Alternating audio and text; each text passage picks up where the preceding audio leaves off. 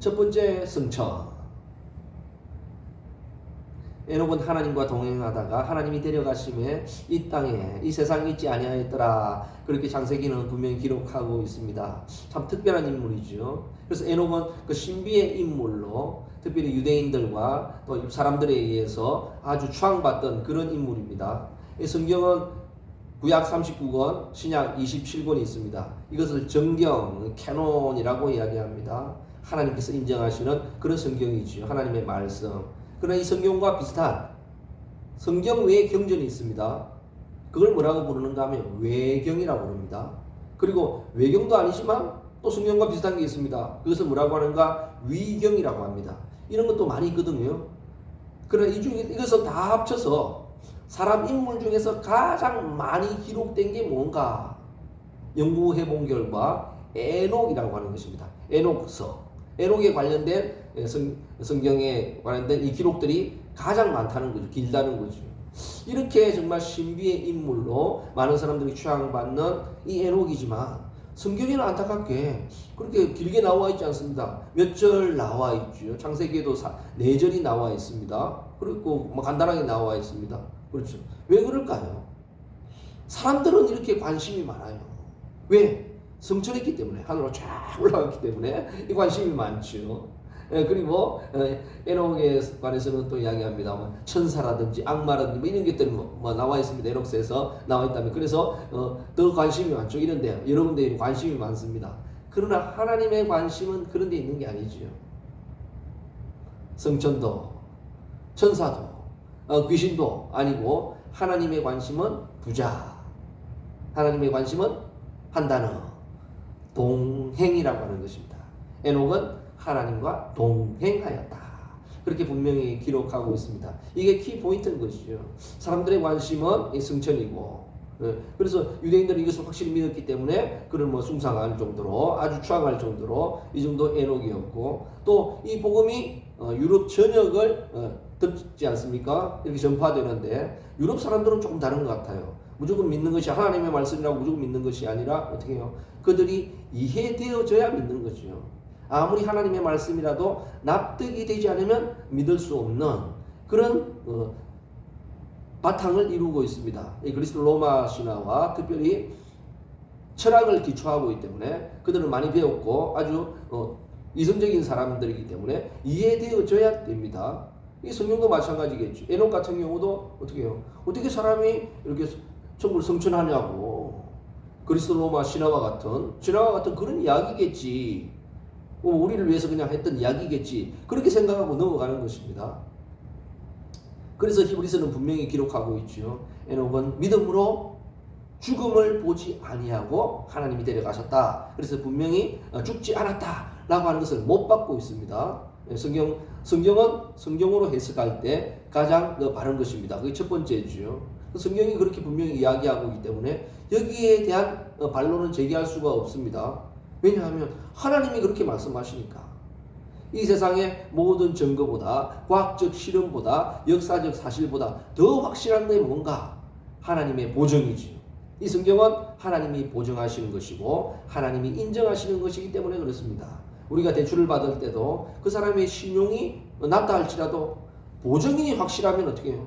대출해 주듯이 이 땅에 하나님보다 더 확실한 보정인은 없습니다. 하나님보다 더 확실한 분이 안 계시지요. 이분이 보정하고 이분이 책임진다는데 뭔 걱정이 있겠어요? 그래서 성경은 문제될 것이 없습니다. 분명히 이렇게 기록하고 있습니다. 왜 하나님은 동행을 이렇게 중요하게 생각하고 동행을 이야기했을까요? 동행은 말 그대로 둘이 함께 걸어가는 것. 이걸 동행이라고 그러죠. 동행이 좀 쉬울까요? 어려울까요? 동행이 좋지만은 사람들 다 좋아하지만은 쉽지 않은 것 같습니다. 우리 대통령과 한번 동행한다면 어떻게 쉬울까요? 어려울까요? 저는 쉽지 않을 것 같아요. 가면 무슨 말을 할까요? 그냥 멍하니 있다고 이렇게 말도 못하고 이렇게 따라다니기가 끝날 것 같아요. 동행이. 하나님과의 동행은 그렇지 않겠죠. 너무 신나겠죠. 행복하겠죠. 그러나 막상 동행해보면 쉽지 않을 수 있습니다. 출애굽 당시에 하나님이 이스라엘 백성들과 동행하기를 원했고 직접 대화하기를 원했습니다. 그러나 이스라엘 백성들은 기겁을 했죠. 제발 제발 우리한테 이야기하지 말고 누구에게? 모세에게 이야기해 주세요. 우리가 모세 말 잘 듣겠습니다. 그렇게 한 거죠. 참, 그런데 우리가 하나님과 동행한다, 1대1로 동행한다, 이거 쉽지 않은 것입니다. 최근에 경호 논란이 일어났지 않습니까? 대통령을 경호하는데 한 사람이 불쑥 나타났습니다. 그러니까 어떻게 해요? 경호원들은 그 사람을 질질 끌고 갔죠. 그 사람이 국회의원이었습니다. 국회의원이라도 대통령 앞에 불쑥 나타나면 질질 끌고 간다니까요. 그런데 하나님 앞에 잘 알지도 못하는 사람이 불쑥 나타나면 어떻게 했어요? 경호 천사들이 와서 질질 끌고 가고 어떻게 해요? 패대기 칠 것입니다. 이 땅에서는 고소하고 고발하고 하소연할 수 있겠습니다만 천국에서는요, 한번 되어지면 물을 수가 없어요. 바꿀 수가 없어요. 천국은 그거 확실한 거죠. 한번 패대기는 영원한 패대기입니다. 그래서 저와 여러분들 천국 가시기 바랍니다. 이건 바꿀 수가 없는 것입니다. 예. 참, 국회의원이라도 그래야 되는데 우리도 마찬가지겠지요. 왜 그렇겠어요? 잘 알지도 못하는 사람이 갑자기 불쑥 나타나서 그렇습니다. 우리도 하나님 앞에 동행한다고 하면서 잘 알지도 못하면서 하나님 앞에 갑자기 불쑥 나타나면 어떨까요? 이런 일들이 일어날 수 있다는 거죠. 그러니까 평상시에 좀 친하게 지내야죠. 평상시에 좀 동행하면 어떻겠습니까? 동행하는 게 너무나도 자연스럽고, 저 사람은 하나님과 친하다, 이게 알려지고 경원들이 알아주면 누가 무슨 말 하겠어요? 아마 에녹은 이와 같은 동행이었다는 거죠. 누가 봐도 하나님과 친한, 지금의 말로 하면 측근, 지금의 말로 하면 어떻게 해요? 측근 중에 측근이었다 그래 볼 수가 있겠지요. 그러니까 자주 만나고 자주 이야기하고 그냥 이게 일상이었어요. 일상. 동행이 일상이었습니다. 왜 365년을 살았을까? 저는 생각해 볼 때 그렇습니다. 365일 주님과 함께 동행하는 인생이었다.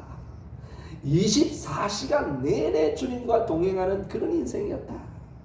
그래서 하나님과 함께 있는 걸 어색하지 않고 당연하다 생각했고, 다른 세상 사람도 그렇게 바라봤다는 거죠. 천사들도 마찬가지입니다. 그래서 동행 중에 최고 좋은 동행이 뭔가? 행복한 동행은 아마 데이트 동행인 것 같습니다. 남녀가 데이트로 동행하면서 같이 있으면 시간 가는 줄 모르는 것 같아요. 손잡고 있는데. 그러면서 헤어질 때 헤어지기가 안타까워가지고 어떻게 합니까? 집에까지 바래다 줄게요. 조금만 바래다 줄게. 아니 가 하는데 끝까지 바래다 주는데 집 앞까지 도착했어요. 그런데 또 상대방이 어떻게 해요? 이까지 오면 어떡하냐고. 내가 조금 바래다 줄게. 조금 바래다 준다고 간 게 또 상대방이 집까지 가버렸어요. 아니 이러면 어떠냐고. 내가 다시 바래다 줄게 하다가 왔다 갔다 날밤새입니다. 그래서 유일한 방법은 중간에서 헤어지는 수밖에 없습니다. 그 정도거든요. 이게 동행이라는 것입니다. 하나님은 이런 동행을 원하지 않나, 그런 생각을 하게 되지요. 이런 행복한 동행 주님과 한번 해보셨습니까? 이런 동행이 필요한 것이죠. 아마 에녹은 이런 동행이었을 것이다. 정말 주님과 함께 있는 게 너무 자연스럽고 너무나 좋은 거예요. 시간 가는 줄 모르는 것입니다. 하나님도 에녹도 시간 가는 줄 모르고 어디까지 가는 줄 모르고 가는데 어떻게 해요? 어느 날 시간 가는 줄 모르고 갔는데 천국 안에 들어가 버린 거예요. 천국에 도착해 버린 거예요. 문 앞에 도착한 게 아니고 지나가 버린 거예요. 그리고 천사들도 어떻게 해요? 출입증 보자 이야기를 해야 되는데 하나님하고 그렇게 친하게 오는데 어떻게 출입증 보자고 이야기하겠냐고요. 어떻게 하나님 앞에서 민증 까라고 이야기를 하겠냐고 말이죠. 천국까지 와버린 거예요. 천국은 물을 수가 없습니다. 천국은 낙장불이, 일수불태, 분수사들입니다. 그러니까 이 천국이 와버린 거죠. 어떻게 또 천국은 야박하게 천국에 온 사람을 다시 세상으로 쫓아보내겠습니까? 그럴 수 없지 않습니까? 그래서 천국에 간 거죠. 뭐 죽지 않고. 정말 그거 대단한 거죠. 이게 동행이거든요. 정말 하나님과 이런 동행 한번 해보셨습니까? 이런 동행 한번 해보시길 바랍니다. 정말 이런 동행이 진짜 동행이겠지요. 우리는 동행한다 하면 어떻게 해요? 먼저 뭐 합니까? 막 지급바릅니다. 화장을 하고 지급바르고 붙이고 합니다. 그리고 이 옷 그랬다 저 옷 그랬다가 막 입고 이렇게 준비 다 했으면 나가면 될 텐데 또 미용실은 왜 갈까요? 미용실은? 그럼 벌써 주님은 떠나고 없습니다. 이런 동행 말고 에녹과 같은 365일 동행은 될 수 없을까? 24시간 내내 동행은 될 수 없을까? 이 땅에서도 주님과 동행하다가 그냥 천국에 자연스럽게 가는 이런 놀라운 동행은 없을까? 이게 진정한 동행의 로망이라 볼 수 있죠. 이 땅에도 주님과 동행하고 정말 자연스럽게 천국에 가버리는 이런 놀라운 역사가 있기를 간절히 부탁을 드리겠습니다. 또 하나는 유다서에서 답을 제시하고 있는데, 유다에서는 이 에녹이 심판을 전했다고 하는 것입니다. 심판을. 이게 무슨 뜻일까요? 하나님과 가장 최측근이 누구라고 했죠? 에녹이었습니다. 하나님과 가장 친하니까 천국에 관한 정보를 누가 제일 먼저 듣게 될까요? 제일 먼저 알 수 있을까요? 이 에녹이 천국에 대한 정보를 듣게 됩니다. 그게 뭘까요? 이 땅에 죄악이 관영하고 까찬 걸 보면서 하나님이 속이 불불 끓게 되죠. 내가 더 이상 안 되겠다. 이들을 심판해야 되겠다. 천국의 심판을 아마 선포하는 게 문 같아요. 그때 이 정보를 듣고 청기누설인데 사람들을 살려야 되겠다는 마음에 이 심판을 이야기했다는 것입니다. 그러니까 이 세상 사람들은 아마 처음에는 충격을 받았던 것 같아요. 아마. 왜냐하면 심판이 좀 많이 미뤄진 거 보면, 노아 때까지 간 거 보면 노아 때 심판을 선포한 것이 아니라 사실은 이 에녹 때거든요. 그러면 언제 기간이 얼마예요? 969년 뒤에 심판이 오거든요. 야, 이걸 봐서는 좀 미뤄진 것 같아요. 그 이유가 뭔가? 처음에는 아마 조금 그랬던 것 같아요. 이 심판을 선포하는데 쉽지 않지요. 그러니까 처음에는 아마 놀랬던 것 같아요. 그 당시 오래 사는 사람은 뭐 900살까지 살았고, 그리고 일찍 죽은 사람이 어떻게 해요? 600살, 700살 살았으니까 갑자기 멸망한다니까, 심판한다니까. 놀랬습니다. 아니, 나는 아직 100살도 못 살았는데 무슨 멸망이 된단 말이고, 나는 이제 겨우 200살 넘었는데 무슨 멸망이고. 아마 처음에는 놀랬던 것 같아요. 그러다가 어떻게 해요? 하도 이야기를 하니까, 그리고 아무리 좋은 이야기도 자꾸 들으면 잔소리가 되고 듣기 싫어지죠. 특별히 심판에 대해서, 멸망에 대해서 자꾸 이야기하니까, 그러면서도 점점 지연되어 가니까 사람들이 막 분노하고 화를 냅니다. 아니, 그래 도대체 멸망이 언제 온단 말이고, 막 그러니까 이야기합니다. 내 아들 때는 반드시 멸망이 온다. 그렇죠. 그러니까 너무 화가 나니까 그 사람들이 이야기합니다. 막 죽이려고 달라집니다. 이제는 나 듣기 싫다. 멸망에 멸자만 하면 죽여버리겠다. 이제는 심판에 심자만 나오면 내가 가만히 두겠다. 막 사람들이 이 정도로 화가 나는 거죠. 그런데 에녹은 매일마다 어떻게 해요? 멸망이 온다. 심판이 왔다. 자꾸 그러는 거예요. 죽이려고 말 사람들이 막 달려와서 오는데 어떻게 그렇게 내가 멸망 이야기하면 왜 멸망을 자꾸 이야기하냐 보니까, 아니, 우리 아들 이름을 부른 거다. 우리 아들, 네 아들 이름이 뭔데? 우리 아들의 이름이 멸망이 온다다. 우리 아들 이름이 심판이 왔다다. 그런 거죠. 세상에 아들 이름을 이렇게 짓는 사람 어디 있겠어요? 그의 아들이 누굽니까? 머두셀라입니다. 그 이름도 유명한 머두셀라인데 뜻은 뭔가? 심판이 왔다. 멸망이 온다. 그런 뜻이죠. 매일마다 멸망이 온다. 그랬던 사람이 누구예요? 에녹이었다는 거죠. 아무리 좋은 소리도, 설교도 자꾸 들으면 돌 맞습니다. 설교하다가 돌 맞아 죽은 분 계시잖아요. 그분이 누구예요? 스데반이었죠. 설교 많이 하다가 어떻게 해요? 찢어 죽임을 당하려고 한 사람이 있었죠. 그게 누굴까요?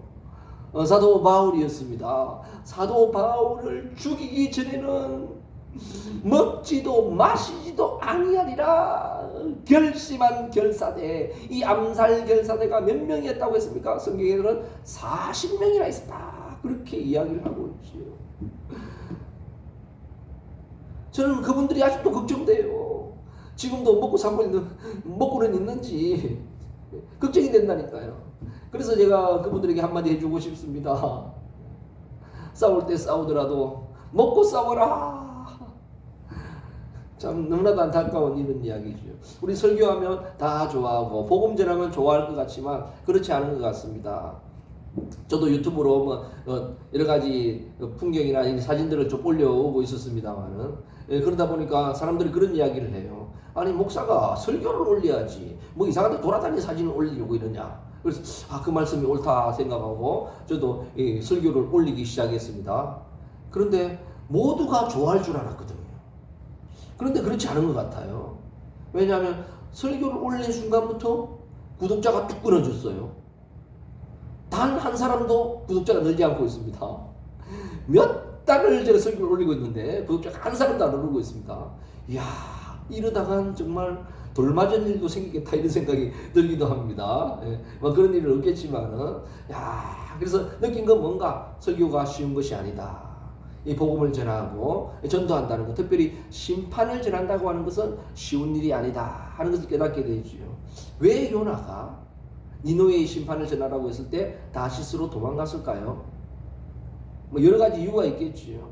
심판을 전한다고 하는 것이 그만큼 쉽지 않기 때문에 그렇습니다. 그래서 이 심판을 전할 때 사람들은 막 분노했겠죠. 좋아했는데 우리 구원하기 위해서 그런데 사실 듣기 싫습니다. 그래서 죽이려고 달아냅니다. 그래서 아니, 세상에 아들 이름을 그런 이름 짓는 사람 어디 있겠어요. 그래서 너무 화가 나서 이야기하죠. 아벨이 어떻게 죽었는 줄 알아? 돌에 맞아 죽었잖아. 니는 돌도 아깝다. 다시 한번 멸망을 이야기하면 찢어 죽인다. 이 견사대처럼 아마 이 에녹을 죽이려고 하는 사람들이 막 있었던 것 같아요. 바로 죽이려고 하는 그 순간, 죽기 일보 직전에 누가 나타났을까요? 하나님이 확 나타나서 어떻게 해요? 에녹을 확 데리고 가신 거죠. 이걸 이름하여 보쌈이다. 그렇게 보쌈 당했습니다. 전문용어로 보쌈이라고 볼 수 있죠. 이것을 조선시대의 용어로 설명하게 되면, 그때 에녹이 보쌈을 당하심에 이 세상에 없더라. 그렇게 이야기할 수 있겠죠. 정말 이런 놀라운 일이 일어났습니다. 뭐 이게 근거가 없는 황당한 상상이라고 생각하지 마시기 바랍니다. 유다스라고 하는 성경의 근거에서 이렇게 설명해 보는 거죠. 상상해 보는 거죠. 이런 상상은 뭐 그렇게 나쁘지 않을 것 같아요. 그렇습니다. 정말 이런 어려움이 있죠. 쉽지 않습니다. 복음을 전한다라고 하는 거 쉽지 않습니다. 그런 가운데, 위기 가운데 하나님께서 데려갈 수 있었다는 거죠. 이건 상상이기도 하지만 저는 이런 것이 충분히 가능하다고 믿어져요. 이게 그 유명한 에녹의 보쌈설입니다. 세계 최초로 공개됩니다. 그래서 정말 감사한 것은 우리가 이렇게 웃으면서 설교하고 설교를 들을 수 있다는 것, 정말 하나님의 축복이고 하나님의 은혜인 줄 믿습니다. 설교하다가 돌 맞아 죽은 사람도 있잖아요. 이게 쉬운 게 아니거든요. 우리 함께 웃으면서 들을 수 있다는 것은 너무나도 감사한 일이죠. 우리는 설교를 들을 때 그렇습니다. 참 점잖은 설교를 많이 듣게 됩니다. 이 점잖은 설교를 들으면 성경 속에 점잖은 성경 인물들이 많이 등장하게 됩니다. 그러나 저와 함께 성경을 보게 되면 성경 속에 별의별 인간 다 만나게 될 것입니다. 제가 왜 이런 이야기를 하는가? 구독을 끊는다고 해서 설교가 멈추리라, 그런 생각은 버리시기 바랍니다. 저 이 유치 찬란한 설교, 주님 오시는 날, 그날까지 계속됩니다. 쭉.